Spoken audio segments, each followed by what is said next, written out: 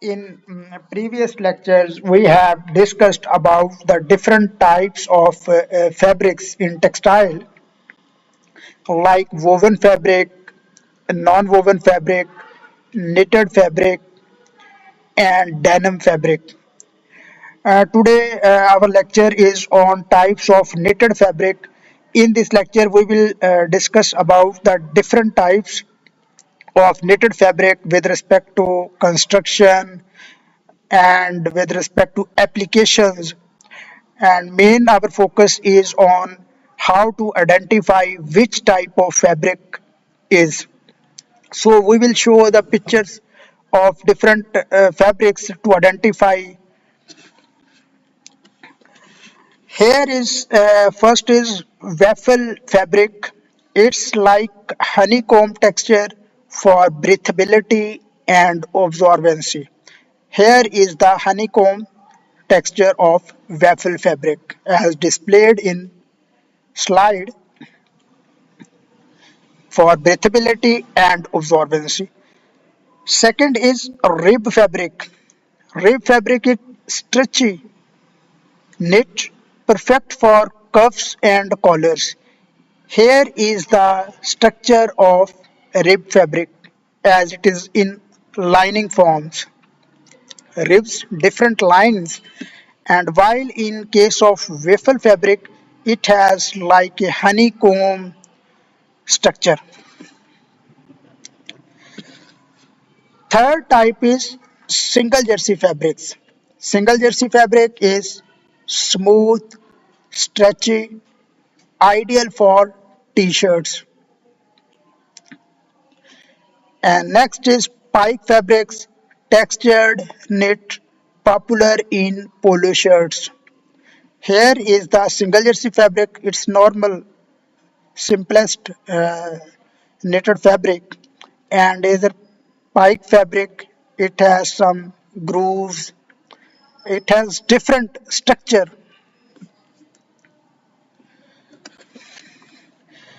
Next type is interlock fabric. It is double knit with a smooth and durable texture, as its texture is very smooth and it has a durability as compared to other knitted fabrics. As you can see, smooth, very smooth surface and double knitting process, so it has great durability.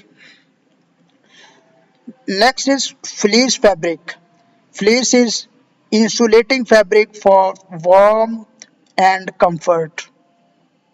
Here is the fluffy type behavior, and fleece is, you can see, bulkier fabric that is used as a insulating fabrics for warmth and comfort effect. The next fabric is Ottoman rib. It is also a type of knitted fabric, structured, thick ribbed fabric for jackets.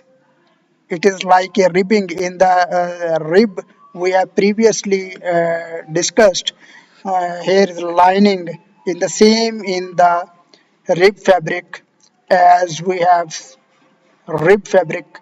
Here is lining structure, but in case of Ottoman is the same, but it has higher GSM, gram per meter weightage, and thick as compared to rib fabric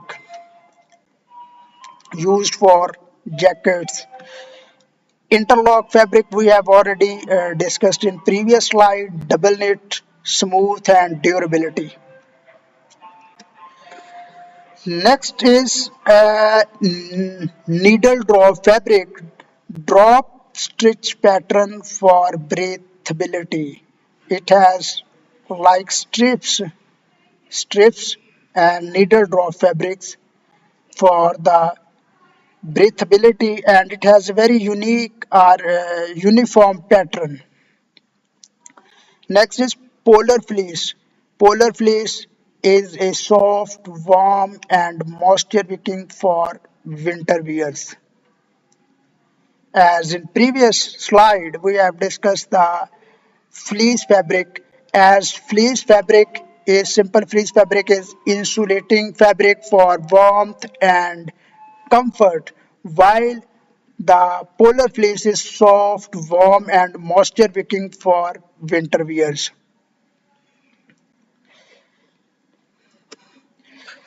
Next is tricoat knit. Tricoat knit is lightweight with a fine ribs, great for sportswear. Here is the structure of tricoat knit fabric. It's lightweight, fine ribs,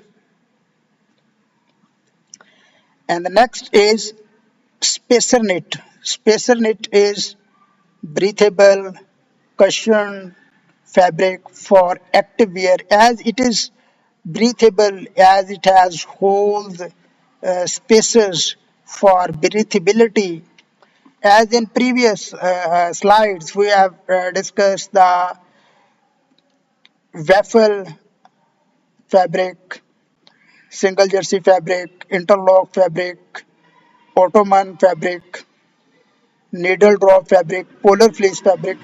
Here is the spacer knit as it has different uh, structure. It has different holes due for the purpose of breathability.